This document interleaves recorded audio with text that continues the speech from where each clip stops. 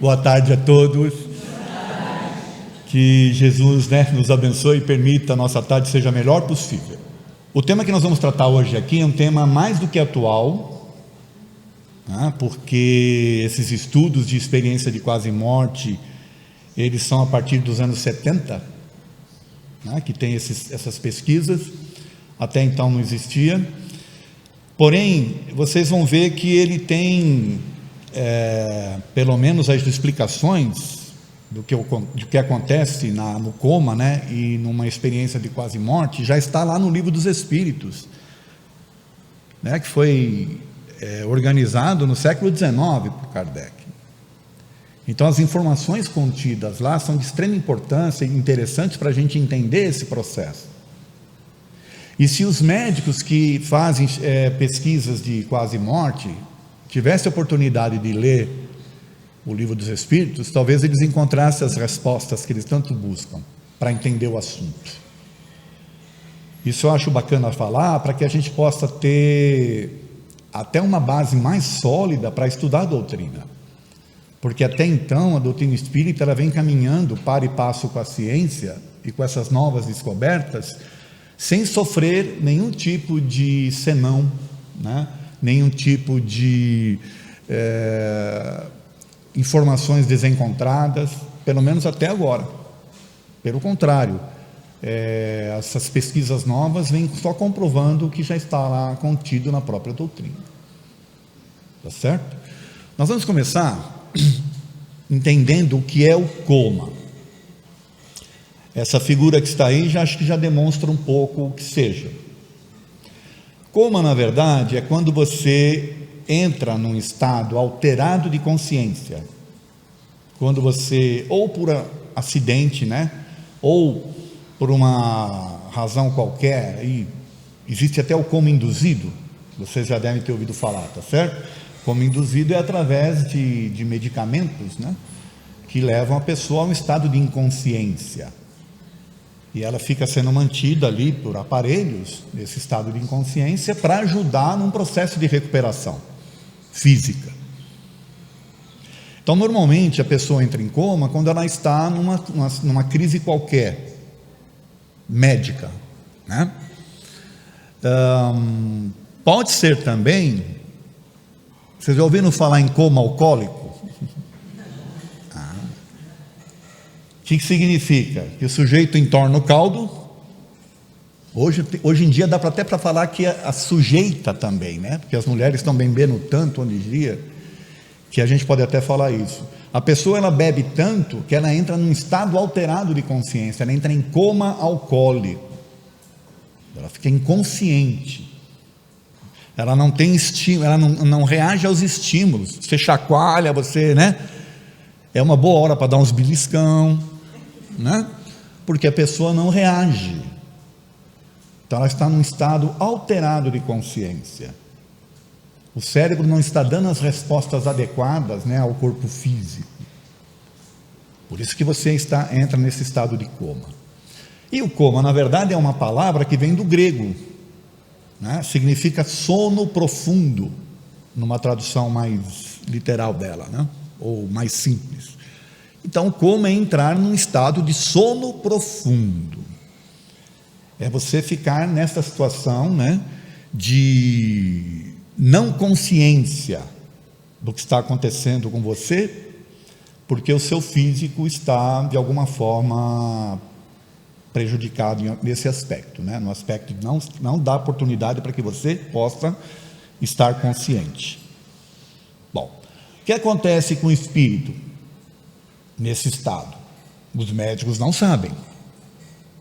Porque como médicos eles não têm essa crença na existência do espírito, eles só sabem que o cérebro não está respondendo de alguma forma, tá certo? E como a gente já viu aqui, as variedades de coma são muitas, e não existe, por exemplo, tempos pré-determinados. Você pode ter comas de horas, você pode ter comas de dias, de semana, anos. Tem casos aí de 17 anos ou mais. Tem situações em que a pessoa volta do coma e ela perde determinadas capacidades cognitivas, né? Ela esquece determinadas palavras, esquece de como falar direito, porque de alguma forma foi afetado, né, o cérebro. Há situações em que a pessoa volta do coma e fica em estado vegetativo. O que é esse estado vegetativo? Ela não consegue, mesmo estando fora do coma, ela não consegue se comunicar de forma adequada. Bom, o coma pode também, vamos assim dizer, ele pode criar uma situação em que você vai para um estágio mais avançado, onde há morte cerebral. E aí, quando há morte cerebral, é decretado ali a morte cerebral, não tem como voltar mais. É o momento em que os médicos decretam, né, e fazem até, para quem é doador de órgãos, fazem lá a liberação para que os órgãos sejam doados. Porque o cérebro não está respondendo, mas os órgãos ainda estão, de alguma forma, eles vão continuar vivos por um período, né? Eles vão continuar tendo a sua energia lá por um período curto. E é o momento de se aproveitar. Bom, o fato é, nós somos espíritos, aí já não é mais a área médica falando, somos nós aqui, somos espíritos ligados a um corpo físico. E nós interagimos com o nosso corpo físico através do cérebro. O cérebro é o nosso canal, né, de comando, através do nosso sistema nervoso, né? Ele é o nosso comando do corpo. Se o cérebro de alguma forma ficou alterado por alguma razão, você não consegue comandar o corpo. Tá certo? Basicamente é isso. Tá? Em rápidas palavras, né? Tentando explicar o que é o coma por alguém que não é médico. Mas eu acho que deu para ter uma ideia, né? Eu queria tirar uma dúvida: alguém aqui já entrou em coma alguma vez? Nem alcoólico? Esse não precisa falar, tá bom? Ah, perdão, além do coma alcoólico? Oi?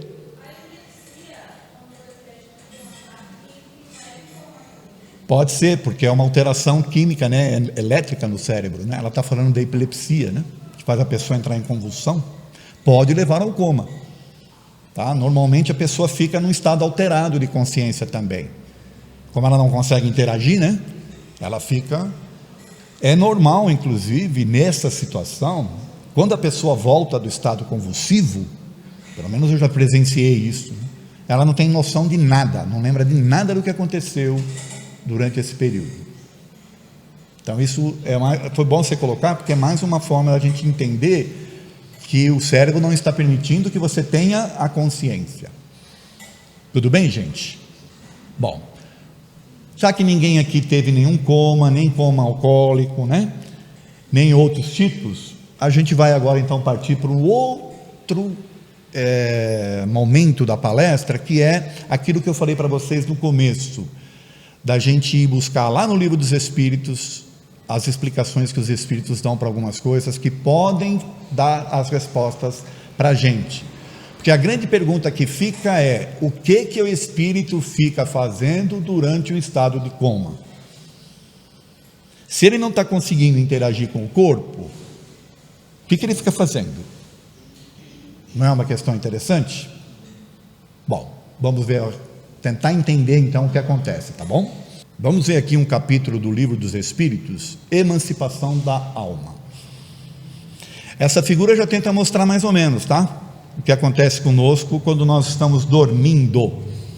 Você dorme e o teu espírito sai do corpo, tá certo? Tem muita gente que não acredita nisso, mas sai sim. Isso segundo os próprios Espíritos explicam. Existe lá no Livro dos Espíritos, um capítulo 8º, esse que eu chamo que é chamado de Emancipação da Alma, tá? Então nesse capítulo, 8 do Livro dos Espíritos, da emancipação da alma, o que os Espíritos falam basicamente? através das perguntas que o Kardec faz. Primeiro que o espírito anseia por se ver livre do corpo. Parece uma coisa meio estranha, mas toda oportunidade que ele tem, ele quer, porque o corpo, na verdade, não é a realidade do espírito, é um momento, é passageiro. Então, toda vez que nós dormimos, o espírito sai do corpo, ele se emancipa e sai. Ele pode encontrar com outros espíritos durante esse período, espíritos inclusive de outros mundos, pode encontrar com espíritos que estão encarnados também e dormindo e se encontram, com espíritos desencarnados e por aí afora. Tem lá seus aprendizados. Aí o Kardec vai fazendo questões, porque ele fica em dúvida, ele fala, mas como é que a gente não lembra dessas coisas? Qual é a forma de comprovar que o espírito sai do corpo? Então eles dizem que é através dos sonhos. Os sonhos podem ser uma forma de você ter resposta para esse entendimento. O problema é quando você tenta interpretar o sonho, porque o sonho pode ser uma mistura de uma série de coisas. Você pode ter como espírito acesso ao teu passado, você pode ter acesso ao possível futuro, porque o estado, o tempo no plano espiritual é diferente do material. Então às vezes você pode ter sonhos que você acha que são bizarros, porque você se vê numa outra roupa, numa outra situação, às vezes num outro corpo, sem entender como, mas é você, só que numa existência anterior. Bom, tentar interpretar sonho não é legal, mas é uma explicação para essa questão da emancipação da alma. Outra coisa que ele fala, mas qual é a utilidade desses encontros que a gente faz e tal, se a gente não tem lembranças? É assim, eles respondem basicamente que você pode não ter a lembrança momentânea, mas fica gravado em você, e no momento certo, talvez aquilo venha como uma inspiração, como vou fazer isso. Por quê? Porque você vivenciou isso fora do corpo, numa oportunidade de ter uma amplitude das ideias, e traz com você isso. Tudo bem, você se distrai com o mundo, mas fica lá no teu espírito gravado essas informações, e você as vai usar no momento certo. Ok? Bom, basicamente é isso. O espírito anseia por se ver livre do corpo. Então eu quero vou colocar uma coisa aqui para vocês pensarem.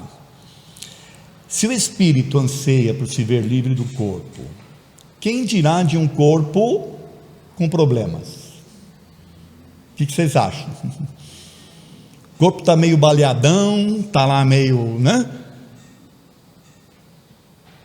Você vai querer voltar para o corpo, se você está bem ambientado lá no plano espiritual, ou vai querer... Isso é uma questão para se pensar, vocês concordam? Então talvez aí esteja uma explicação do porquê tem pessoas que demoram-se no coma, e demoram para retornar ao estado de consciência, e mesmo às vezes voltando do coma, ficam às vezes em estado vegetativo. Não é interessante? Bom, ainda dentro desse capítulo,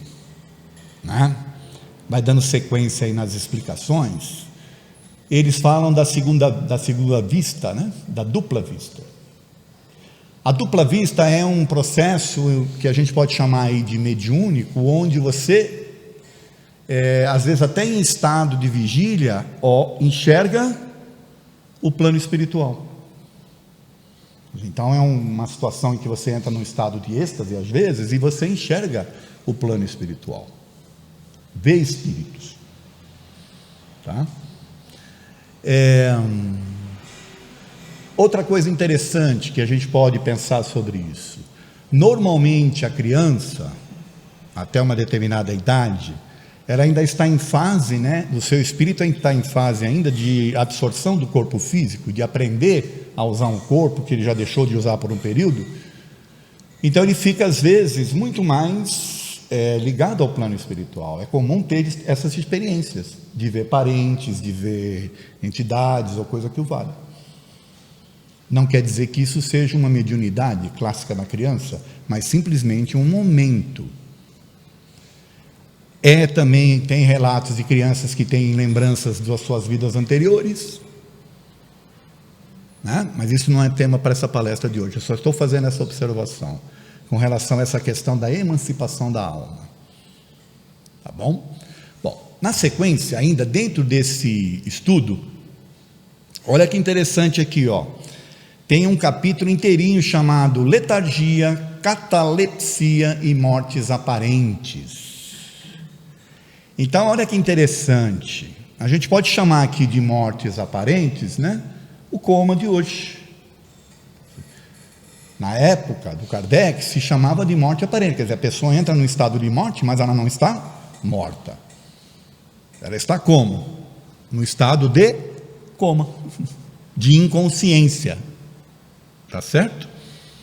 Ela está respirando, ela está normal e tal, mas ela não está consciente. Está nesse sono profundo. O Kardec, então, faz questões baseadas nisso aqui. Mas vamos entender um pouquinho o que seria, vai. Letargia é o estado de profunda e prolongada inconsciência, semelhante ao sono profundo, do qual a pessoa pode ser despertada, mas ao qual retorna logo a seguir. Bom, isso é letargia. Catalepsia é um estado em que os membros se tornam rígidos, mas não há contrações, embora os músculos se apresentem mais ou menos rígidos. A pessoa, né, fica o tempo todo consciente, mas sem controle dos membros. Já pensou? Que situação? Que desespero que deve ser? Então Kardec faz questões para os espíritos sobre isso. E as respostas que eles dão é justamente esta: são estados em que o corpo não está permitindo que o espírito se manifeste, mas o espírito está ali, ele está ligado ao corpo, ele está consciente no plano espiritual, mas inconsciente no plano material. Ou melhor, não é que ele está inconsciente, ele só não consegue interagir, ele não consegue comandar o corpo. Ele está consciente do que está acontecendo à sua volta, até das conversas e tudo e tal. Ele só não consegue responder, porque o cérebro talvez não esteja permitido, em função dele estar nesse estado alterado. Tá certo? Bom, imaginando que isso aconteça, o que faz então a pessoa entrar em coma? A não ser essas situações que a gente já viu da pessoa entrar em coma alcoólico, por exemplo, os exageros que ele faz, mas por que as pessoas entram em coma e outras não? Por que tem pessoas que voltam do coma e outras não? Quais as razões? Que tipo de lição o espírito pode tirar dessa situação? Aí você não pode ter uma resposta padrão. É isso. Porque as respostas, elas vão se basear de acordo com as necessidades de cada um, de acordo com aquilo que o espírito está precisando naquele momento. Mas uma coisa a gente pode ter certeza: a lição é para ele, e também às vezes para os seus familiares,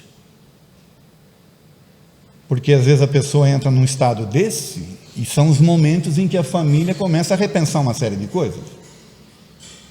Perdões, né, são feitos, esquecimentos de mágoas, coisas são resolvidas. Não há perda em termos de aprendizado para o espírito, como não há perda em termos de aprendizados para os familiares que ficam. Isso é uma coisa que a gente tem que entender, tá? Bom, partindo desse entendimento, o que é o coma, o que é a emancipação da alma, segundo os espíritos, O que é EQM, que é a experiência de quase morte? É interessante? Vamos ver. Experiência de quase morte é quando uma pessoa volta do coma guardando memória do que aconteceu. Isso aí, então, vamos assim dizer, é o que caracteriza uma experiência de quase morte. Você entrar num coma, não importa a forma como esse coma ocorreu, pode ser até o coma alcoólico, e você guarda memória do que aconteceu nesse período que você ficou em coma.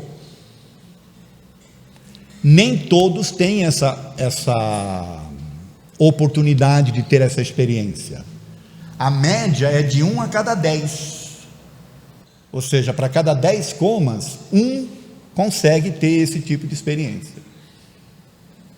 E cá, para mim, eu faço aqui uma possível observação, no sentido de que, por que só de 1 para 10?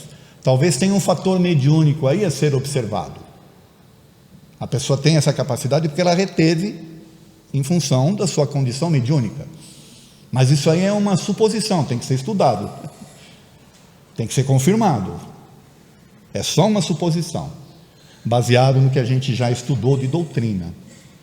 Mas o que caracteriza uma experiência de quase morte é a pessoa entrar no coma, não importa quanto tempo, nem as razões, nem as causas, e ela volta do coma narrando coisas.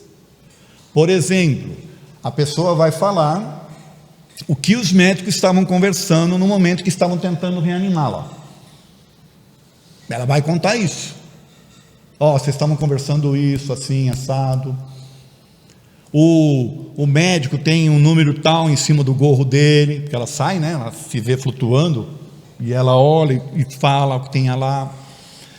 Ela fala, por exemplo, situações de que o enfermeiro estava com as meias trocadas, cor diferente, nem o enfermeiro tinha percebido. E as conversas, tudo isso é retido e é trazido. Isso é o básico. Porém, tem mais, né? Normalmente, essas pessoas se veem, está vendo essa figura aí? Elas se veem acontecendo tudo isso em volta delas, aí de repente elas percebem uma luz, e elas são atraídas para essa luz, como se fosse um túnel, e elas atravessam esse túnel, tá? Elas atravessam o túnel, e ali elas têm algumas experiências. Bom, vamos ver o que relatam as pessoas que passam por EQM. O que elas relatam normalmente? Primeiro isso, que elas se veem saindo do corpo, flutuando, veem o corpo lá embaixo, ouvem e percebem tudo o que está acontecendo na sala ali de cirurgia, né, ou de recuperação, e depois elas veem essa luz e elas são atraídas para essa luz.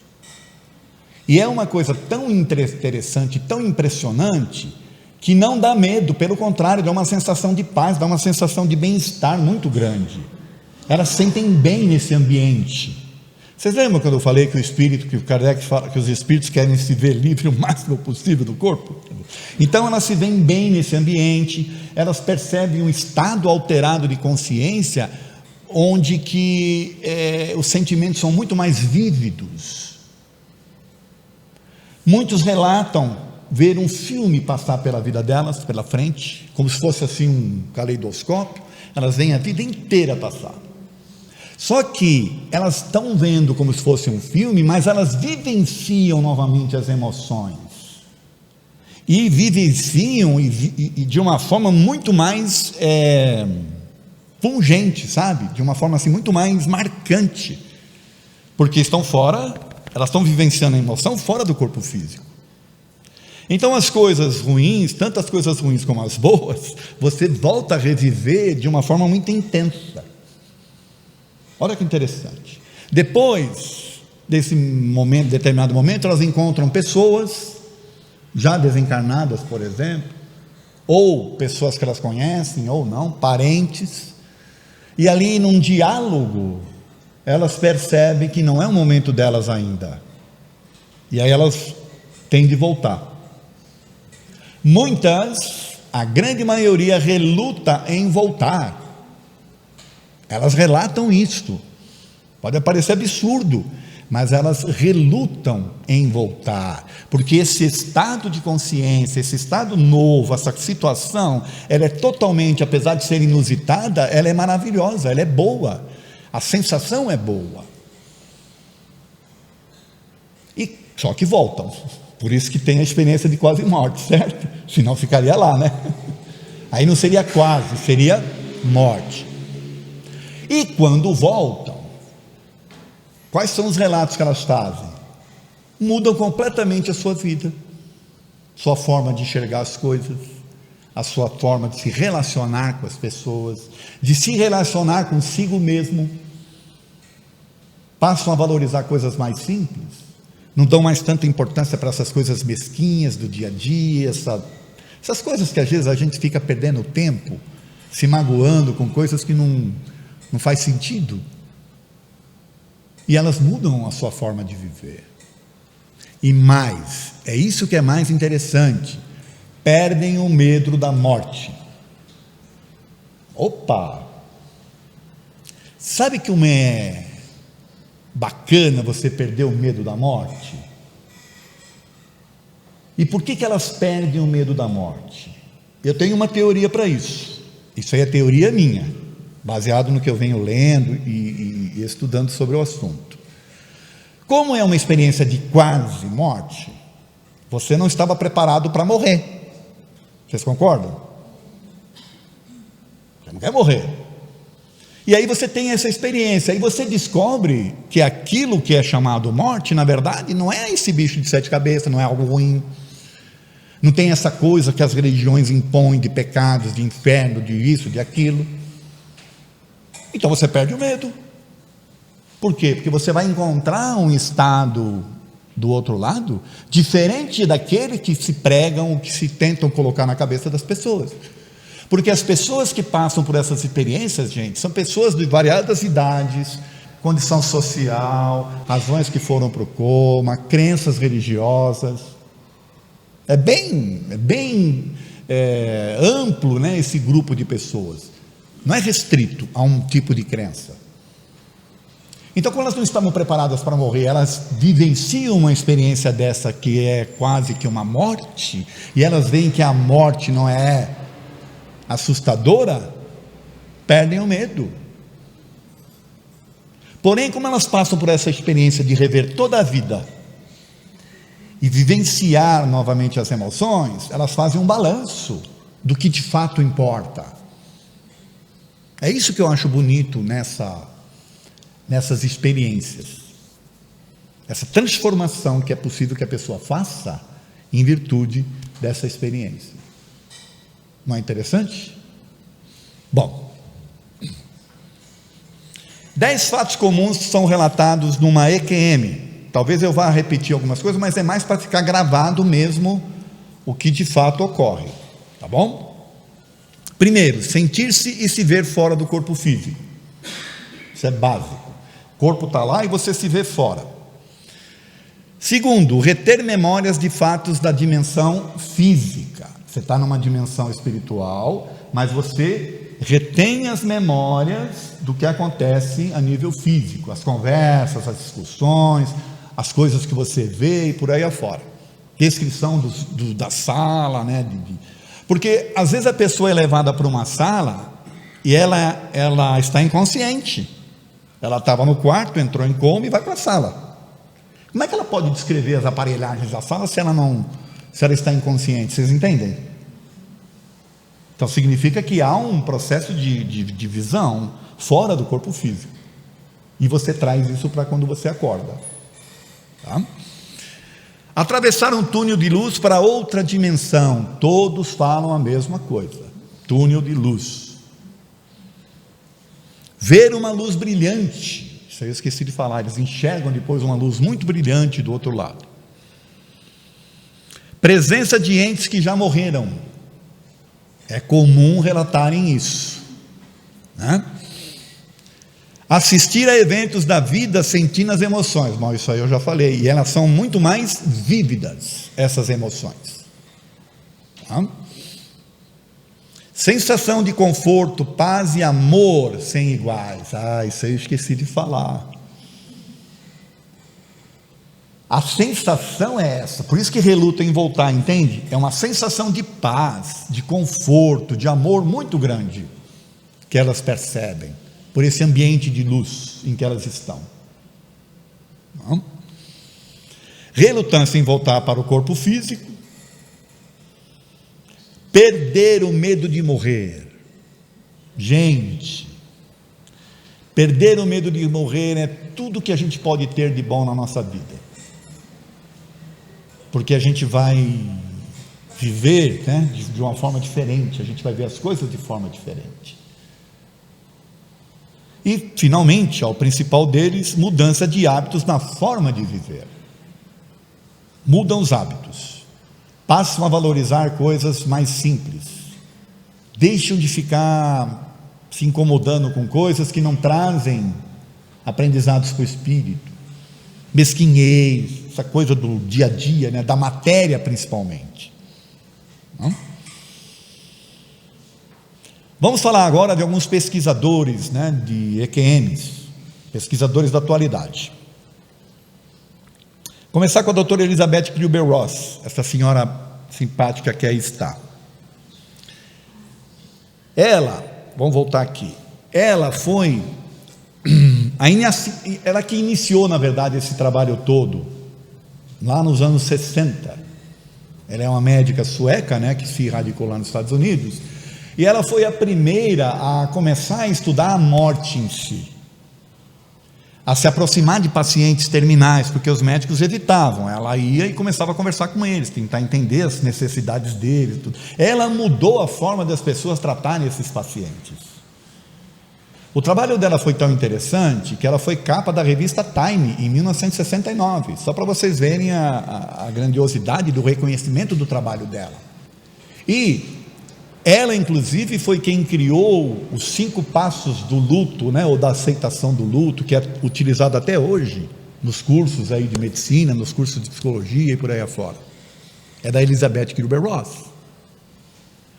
Porém, ela também foi uma das primeiras a estudar EQM, só que naquela época não tinha esse nome, ela não deu esse nome. Mas olha que coisa interessante, como é o ser humano, né? Ela não era exaltada pelo trabalho que ela fazia. Quando ela começou a relatar esses episódios, ela começou a ser desacreditada. As pessoas passaram a não dar mais atenção para ela, porque achavam que ela estava variando, vamos assim dizer. Então ela foi meio que rejeitada a partir do momento que ela começou a falar do assunto. Olha como são as coisas. Ela foi boa até um determinado momento, depois. Para vocês terem uma ideia dessa mulher, ela foi perseguida porque ela começou a acolher crianças com AIDS, na época que a AIDS ainda era desconhecida. Ela foi perseguida, tocaram fogo no sítio dela por causa disso. Olha o que é o ser humano. Bom, mas ela foi quem começou. Está aqui alguns livros dela, ó. A Morte, um Amanhecer. Olha que interessante o título, né? Acolher a Morte, outro livro dela. Sobre a Morte e o Morrer. Vocês estão vendo que ela trata do assunto morte, né? Morte, estágio final da evolução. Viver até dizer adeus. O túnel e a luz. Olha aqui como ela já estava. E por fim, a Roda da Vida. Esse livro, A Roda da Vida, é onde ela conta as experiências dela. É mais ou menos um relato sobre a sua vida, né? Ela faz uma autobiografia, vai. É um livro muito bacana para se ler. Bom, agora o Dr. Raymond Moody Jr. Quem é o Raymond Moody Jr.? Ele é hoje considerado o maior especialista em experiências de quase morte. Foi ele quem cunhou esse título para essas experiências, ele que deu esse nome, experiência de quase morte. Isso num livro que ele publicou em 75. Depois eu vou mostrar para vocês o livro. Como ele se colocou para estudar esses assuntos, né, pegando pessoas que passaram por essas experiências e questionando essas pessoas, né, das suas experiências, do que foi, o que não foi, e ele foi catalogando tudo isso para criar um livro. Então são mais de 3.000 pessoas, durante mais de 20 anos de pesquisas que ele fez, né, ao longo do tempo. Naturalmente que em 75 não era tanto, mas depois aumentou esse número. E os relatos mais variados dessas experiências, dessas coisas que eu acabei de falar para vocês. Então o Raymond Moody Jr. é um dos maiores especialistas. Está aqui o livro dele, o primeiro, A Vida Depois da Vida. Foi aonde ele cunhou, né, esse termo, experiência de quase morte. Depois nós temos um outro livro dele aqui, A Luz do Além. Vocês estão percebendo? O primeiro livro lá da Elizabeth Kübler-Ross era a luz, o túnel e a luz, né? Aqui, A Luz do Além. Dr. Melvin Morse. Quem é o Melvin Morse? Ele também é americano, é médico pediatra. Então ele só cuida de crianças. E tem crianças que entram em coma também e que têm experiências de quase morte. Olha que interessante. Então ele tem uma série de relatos interessantíssimos, de crianças que voltam, contam as suas experiências, mais ou menos igualzinho, luz, chega lá do outro lado, encontra tias e tios, às vezes não reconhece, chama de tia, porque é um hábito de chamar de tia, né? A pessoa que a está recebendo, falando e tal. E tem relatos interessantes, depois que essa criança volta do coma, aí volta para a vida normal, e às vezes, depois de meses, olhando o álbum de fotografias lá da família, aponta a tia com quem ela esteve durante o coma. E aquela tia que ela aponta é a bisavó, que ela não conheceu. Interessante, né? Bom, está aqui um livro dele, que esse ainda não li, Closer to, mais perto, né, da luz, certo? É uma tradução livre. Mas esse aqui eu tenho, Transformados pela Luz. Esse é um livro em que ele traz aí relatos das crianças, né, e suas experiências de quase morte. Depois nós temos aqui o Dr. Samparnia. O Dr. Samparnia, ele é hoje considerado, da atualidade, né, um dos médicos mais requisitados, inclusive, para falar do tema, porque ele criou um experimento muito interessante. Ele conseguiu, através de ele é inglês, mas ele está lá, radicado nos Estados Unidos, trabalhando lá em Nova York. Ele conseguiu, através de algumas fundações, verba para o objeto de estudo dele. O que ele fez, na verdade? Em alguns hospitais que autorizaram, ele criou um forro falso nas salas como é que chama essas salas de socorro? Eu não sou especialista, eu não lembro qual é o nome. As salas que atendem as pessoas, né? Tem um nome, mas eu não sei. Criou um forro falso, e em cima do forro ele colocou frases e imagens que só ele sabe que estão lá. E quais estão? Tem mais ninguém que sabe. Para quê? O que ele quer? Olha, as pessoas não dizem que saem do corpo, presenciam o que está acontecendo, depois elas não se veem flutuando para cima e vem tudo lá de baixo. Ele quer ver se alguma, né, dessas, ou algumas, passam por esse forro falso e veem as imagens ou as frases que lá estão. Porque se essas pessoas, ou uma, ou duas, ou três, sei lá, voltarem do coma e narrarem isso, aí fica comprovado de fato a existência dessa consciência extracorpo. Tá certo? Então esse é o experimento que ele está fazendo, já faz alguns anos, até agora ainda não teve nenhum, né? Porque, de novo, né? É 1 a cada 10, e ainda você tem que ter a possibilidade da pessoa passar do forro, né? Ela não ir para o túnel antes. Tem esse detalhe também. Mas eles estão lá fazendo esse experimento, tá bom? Bom, está aqui um livro dele, ó, O que acontece quando morremos, onde ele narra aí essas experiências. E esse é novo, eu não tenho ainda, ó, Apagar a Morte. Apagar a morte, ou seja, significa, ó, esqueça a morte. A morte não existe. É um médico falando, tá? Pois nós temos aqui o Dr. Ibn Alexander III. Este aqui, gente, é interessante. Sabe por quê? Porque ele é um médico neurocirurgião. Então ele estuda o cérebro, tá certo? Para você operar o cérebro, você tem que conhecer, né?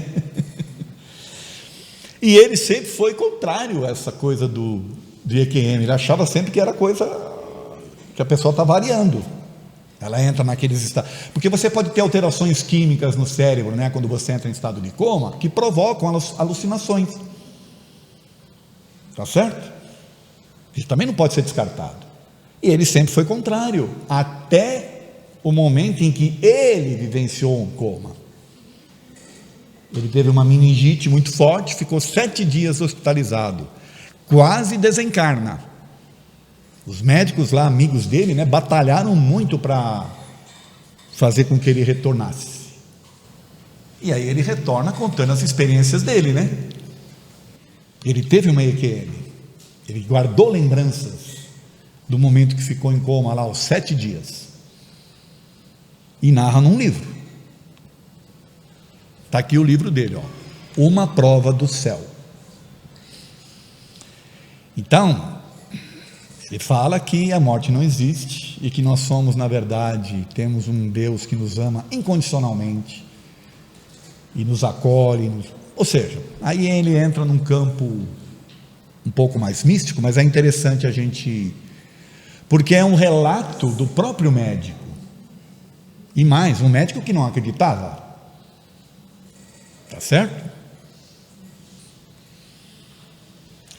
Dr. Kenneth Ring está aí. O Dr. Kenneth Ring, ele é também um dos especialistas, tem uma série de livros, mas ele também ele é chefe do jornal sobre EQM, tem um jornal que circula entre os médicos, tem uma associação internacional de experiências de quase morte. Olha como o assunto está sendo tratado, e ele é um dos responsáveis, tá? Olha o livro dele, Lições da Luz, é um dos, tá? Ele tem uma série de outros livros.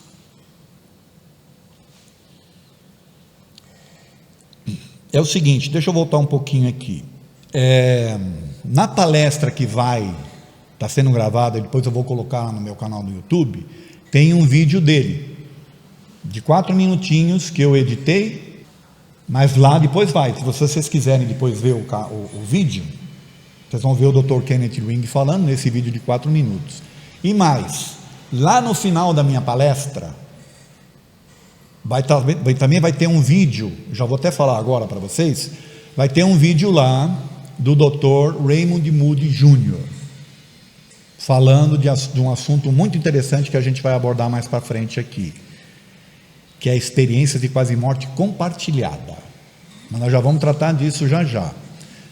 Porém o vídeo dele é de 15 minutos, e eu achei que seria muito longo para a gente mostrar aqui, então aí fica o convite para vocês, depois que eu postar a palestra, ou então buscarem no YouTube, né, esse vídeo para vocês verem ele falando do tema, tá bom?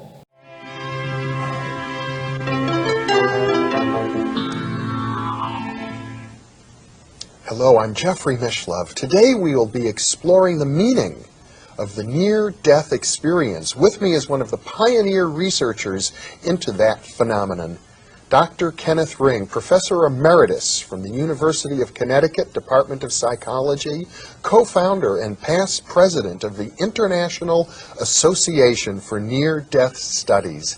Dr. Ring is the author of numerous books on the near-death phenomenon, including Life at Death, The Omega Project, Heading Towards Omega, Mind Sight, and Lessons from the Light.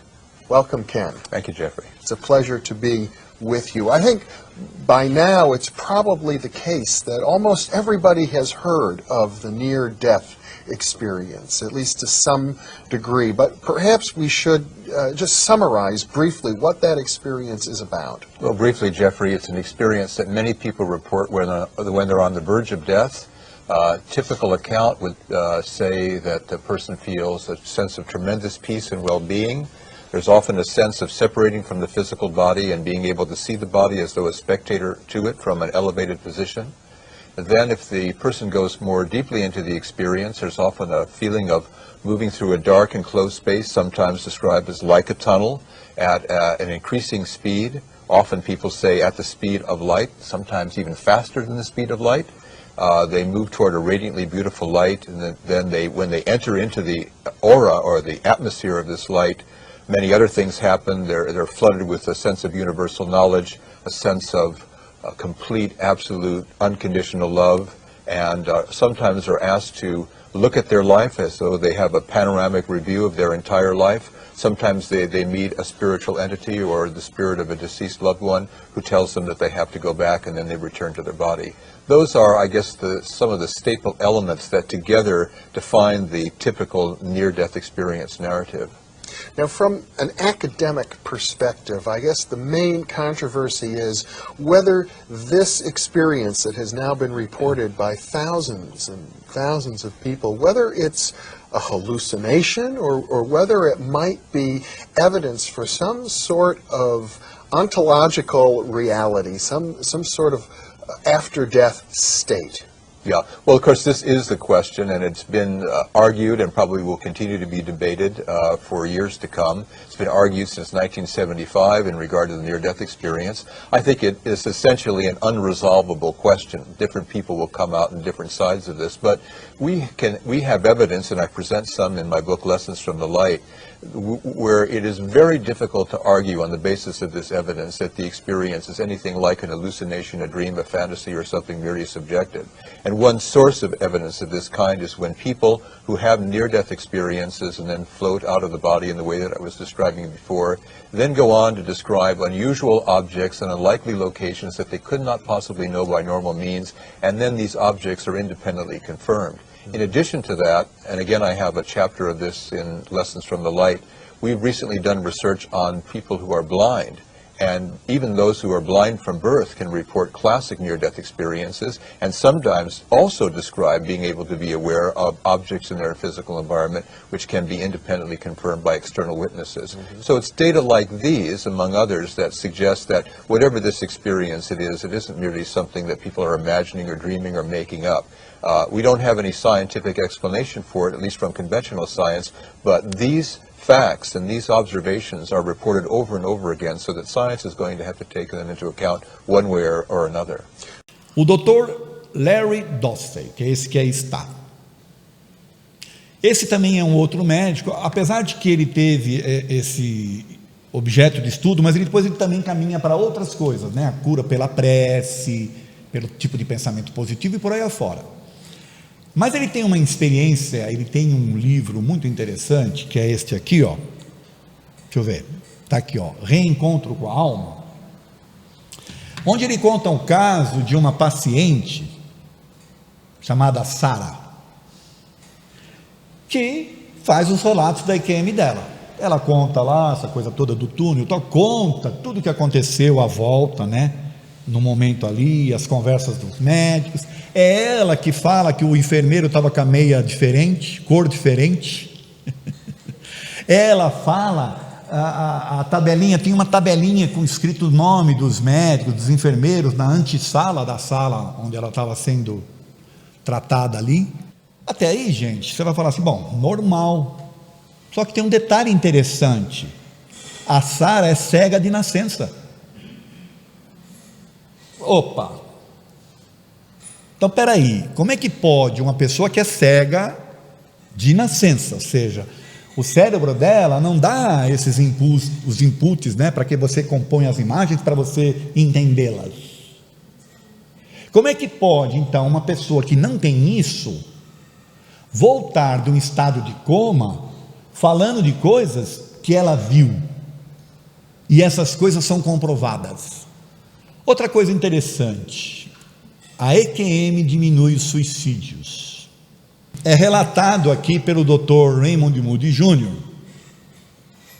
que pessoas que tentaram suicídio e tiveram uma experiência de quase morte, elas vivenciam tudo aquilo. Quando elas voltam arrependidas do que fizeram, porque elas percebem, além de tudo, a tristeza, os problemas todos que eles iam causar com a sua atitude, e dá uma vergonha muito grande nelas. Elas ficam envergonhadas pelo ato. Então, quando elas voltam, elas têm uma tendência a não tentar mais o suicídio, porque elas, nessa experiência, elas perceberam a coisa ruim que estariam fazendo para elas, né? E as tristezas, as mágoas, todas que elas causariam dos parentes que ficaram. Interessante, né? Bom, e agora, um tema mais atual aí, que é experiências de quase morte compartilhadas. O que é isso?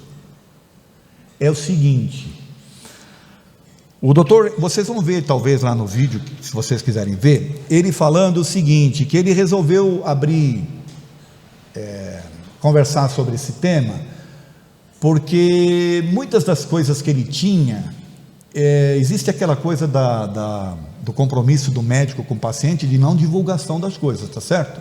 Você não pode ficar falando Porém, muitos já estavam mortos. Então, como já estão mortos, posso de repente falar.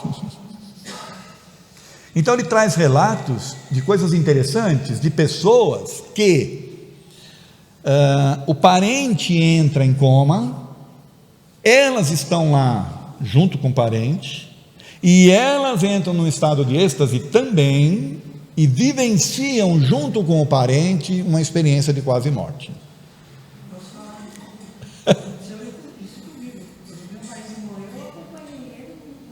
Uau, olha o relato aqui. Olha que coisa linda. Gente, eu esperava ter alguém que te entrasse em coma aqui, alcoólico, na palestra, mas que tivesse uma experiência de quase morte compartilhada. Olha que interessante, aconteceu com ela. Então, o que ele fala na verdade? Que até os anos 80, acontecia com os médicos, com os enfermeiros, que eram os que estavam próximos das pessoas, né, que estavam entrando nesse estado. A partir dos anos 90, com uma mudança que houve na cultura, e que inclusive a doutora Elizabeth Kübler-Ross ajudou a mudar essa cultura, né, de os parentes estarem próximos das vítimas que estão em estado prestes a morrer, essas pessoas, elas antes eram os médicos e enfermeiros que tinham essas experiências compartilhadas. Muitos tinham vergonha de falar, né, para não ser chamados de... Mas a partir dos anos 90 passou a ser com os familiares. Familiares relatam, como o caso da nossa... Como é seu nome, querida? Nancy. Como o caso da Nancy está falando para a gente hoje aqui. E aí, vocês lembram lá do Livro dos Espíritos, Emancipação, lá da alma, no capítulo 8º lá, né, do Livro dos Espíritos? Eu esqueci de falar para vocês, mas tem uma pergunta interessante que o Kardec faz, que os Espíritos dizem assim, que quando a pessoa está, por exemplo, a pessoa entra num estado de alterado, né, físico, digamos que ela está adoentada, está com uma gripe muito forte, e você está lá meio que, né? Você está meio derrubadinho, vamos assim dizer. É comum, então, a pessoa, se espiritualmente falando, né, emancipar-se nesse estado.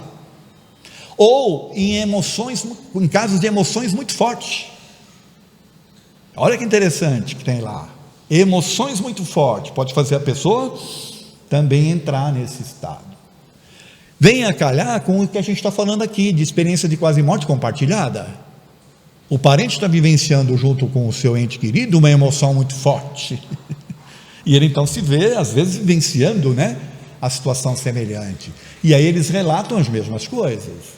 Relatam as conversas, relatam que vem o parente indo para a luz, ou seja, eu não sei se é o caso da Nancy, mas olha, nossa, que coisa linda, meu Deus, coisa linda. Gente, eu jamais esperava, podia esperar que nessa palestra a gente tivesse um testemunho, né, daquilo que a gente está falando. Tá certo? Bom, concluindo, vamos lá, que tipo de aprendizado a gente pode ter? Primeiro, perder medo da morte. A morte, né, segundo a própria Nancy, inclusive está dizendo aqui, é ir para esse estado alterado de consciência. Segundo, fazendo um paralelo com o que a gente aprende com a doutrina espírita, a do Kardec, não a doutrina espírita brasileira, que está recheada, né, de livros, de pecados, de culpas, todos falam, não sei se vocês repararam nos títulos do livro, luz, luz, luz, luz, luz, certo? Nós vamos para a luz, o ambiente que nos aguarda é de luz, nós somos luz, segundo Jesus. Ele não falou, vós sois luzes, faça brilhar a vossa luz perante os homens? E ele também não fala que o olho é a luz da alma, conforme você enxergar, você pode iluminar a sua alma, ou você pode torná-la tenebrosa. O que é que você está trazendo para o seu campo mental, né? Para dentro de você? Você está se iluminando ou você está se apagando? Então são coisas que a gente tem que aprender com essa palestra e com essas experiências dessas pessoas, de que existe, né, segundo o próprio Dr. Ibn Alexander fala, existe um Deus amoroso que nos ampara. Ele não vai querer ver a gente sofrendo do outro lado, pelo contrário. Então, são aprendizados que a gente tem que tirar, de aprender a valorizar aqui e agora o que de fato importa, não ficar se magoando com coisas que não vão fazer com que a gente, espiritualmente falando, esteja bem, porque quem é responsável por alimentar as emoções? São os outros. Quem é que alimenta as suas emoções? Não é você mesmo? Então, nós temos que ter essa capacidade de, através dessa palestra aqui, né, do entendimento dessas experiências dessas pessoas, mudar a nossa forma de ver as coisas aqui na Terra, mudar a nossa forma de se ver também, porque é só assim que a gente vai se transformar para a luz.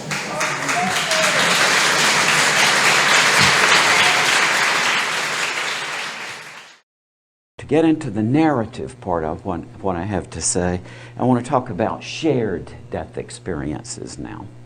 You know, I've had a conversation for about the last 10 or so years. I've had this recurrent conversation with a lot of people my age who are in various professions. And in a profession, things happen to you, or you're involved in various kinds of medical things, for example, okay, medical treatment of people. And things happen that you say that just because of confidentiality, never are you going to be able to talk about this very interesting thing that happened. But then what happens, the decades roll by, and then after a few decades you realize, oh my God, all the other people involved in that are dead. So why? And so basically, I have been interested in these shared death experiences for a long time, and it goes back to when I was a medical student at the Medical College of Georgia. One of my own wonderful professors told me about her own shared death experience as she was resuscitating her own mother. And she had a lot of these things that I was by then identifying as near-death experiences. But she hadn't been near death. She was just there, sadly, onto the situation where her mother had a cardiac arrest right in front of her. But she was trying to resuscitate her mother, and in that interim said she left her body and she could see herself trying to resuscitate her mother down below, and she saw her mother now in spirit form, to use her phrase, and she saw her mother go and join these other people, some of whom she recognized as people who her mother had known while this physician was still alive, relatives and so on who had passed away. And other people there she didn't know who they were, but she figured they must have been people that her mother had known before she was born. But she herself, this physician, was born. And then they sort of all got sucked back into this tunnel or tube, and that closed off and so on. But since that time, I've spent a lot of time talking with people with these shared death experiences. And I observed something very interesting, and that was that from the late 70s through the 80s, I was hearing these almost exclusively from medical personnel, doctors and nurses. And then kind of in the mid-80s, roughly, it seemed to shift over, and I was hearing a lot more of them from people who had been there at the bedside when a relative had died or a loved one had died. That shift was connected with the concurrent shift in hospital practice. When I entered medical school, the standard routine was that when the patient was dying, the doctors and nurses would come in and escort the family out of the room on the idea that it was too overwhelming for the family, and the doctors and nurses would take charge. Whereas now the hospital practice is almost entirely opposite from that. The doctors and nurses encourage the family to be there. And concurrently with that, I saw a shift of these shared death experiences from medical personnel to where they are now, which is mostly people who were there at the bedside when a dying loved one. And what I came to see about these narratives over a period of time, or these stories, is that they are identical to the near-death experience. That all of the features that I identified as in the initial near-death experiences that I studied years ago are also present in people who have these experiences at the bedside, who incidentally are not ill or injured. There's nothing wrong with the oxygen flow to their brain, and yet they have identically the same experiences that I hear from people who did come close to death and were resuscitated, for example. And what are they? Well, one of the most common features of this is that people say that they see the spirit of the dying leave the body.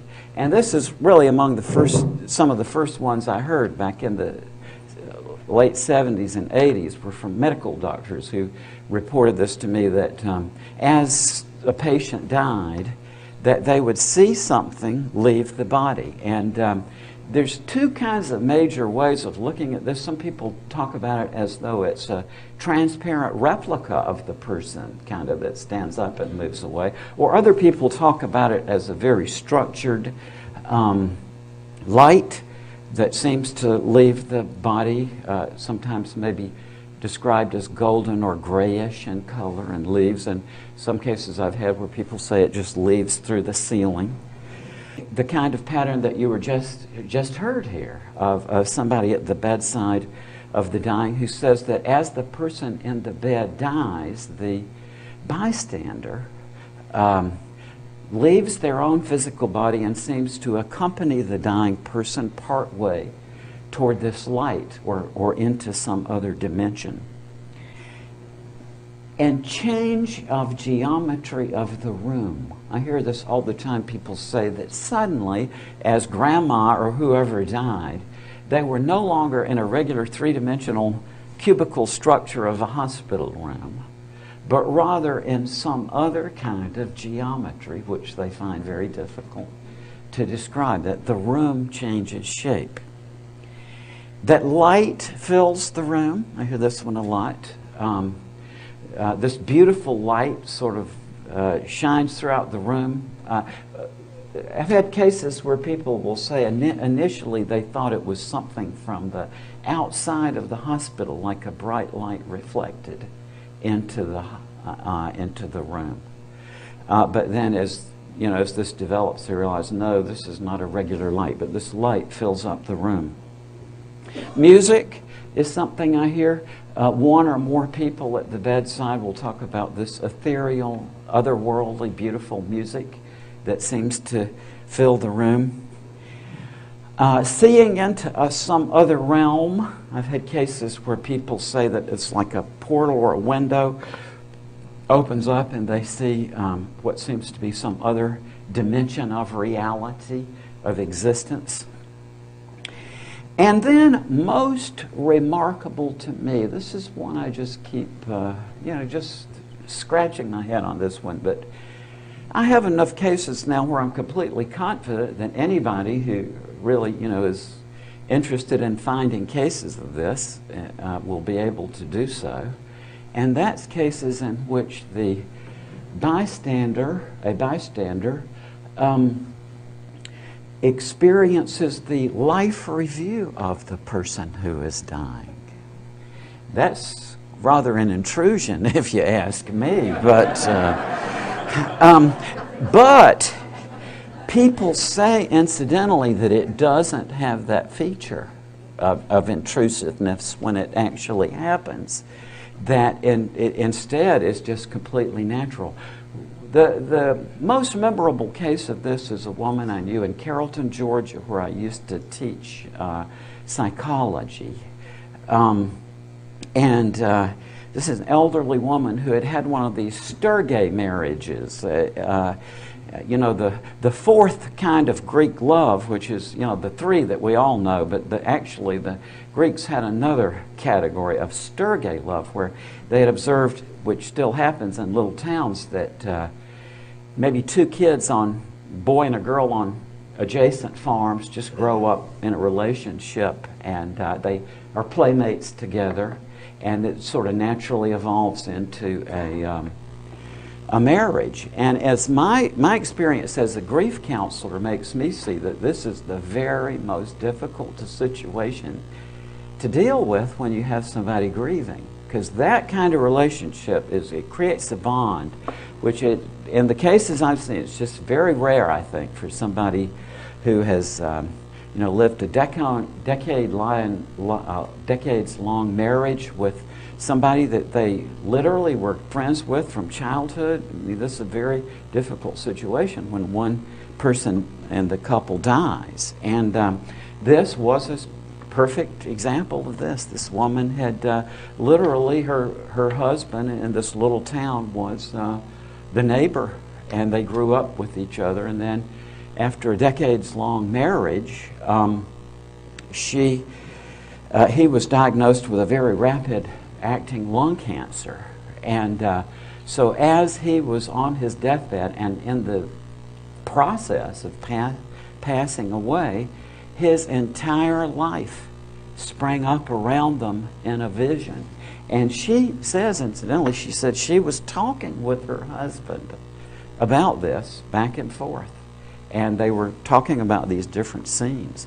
Some of it was stuff that she had, most of it was stuff that she knew about because she had lived a full life with him, but she said there were areas of this that she had not known about him.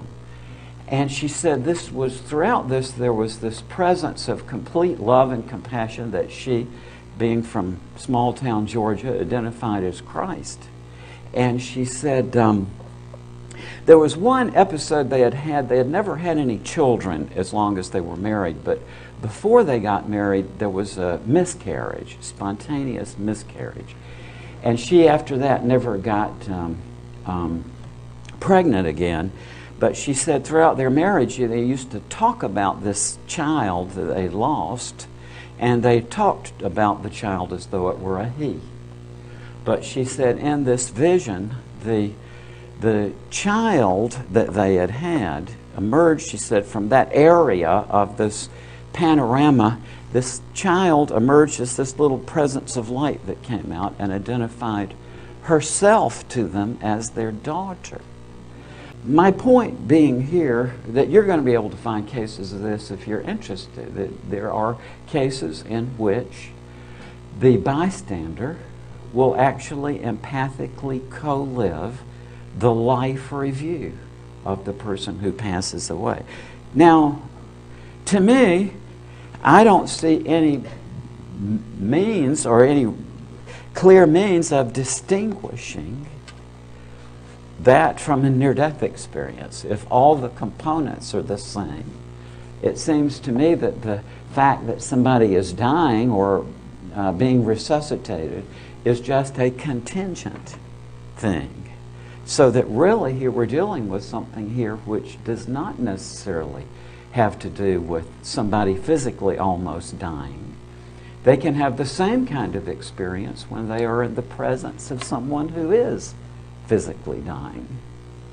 And if you think about it, I think basically as once this kind of sinks in, I think it's we're going to have to be in for a major modification of the standard format of debating about these things, because it's cast as a debate between the believers who look at this and say prima facie that this is evidence of an afterlife. And then on the other hand, the group who call themselves the skeptics, which is sad because they are nothing of the sort, but what that group tells us is that, oh yeah, this is just the chemistry of the brain. As the oxygen is deprived, it throws up this hallucinatory phenomenon, and that's what's reported as a near-death experience. So I think it's time to kind of move beyond that category and say, well, yeah, this same phenomenon occurs also to people around the bedside, as we just heard a beautiful case of it this morning. That's one thing I think we got to do, is to sort of rework the narrative format for this. There's a lot of other kind of narratives that we can bring in, not just stories of people who almost die and get resuscitated, but also people who have the identical experience when they are in the presence of someone who passes away.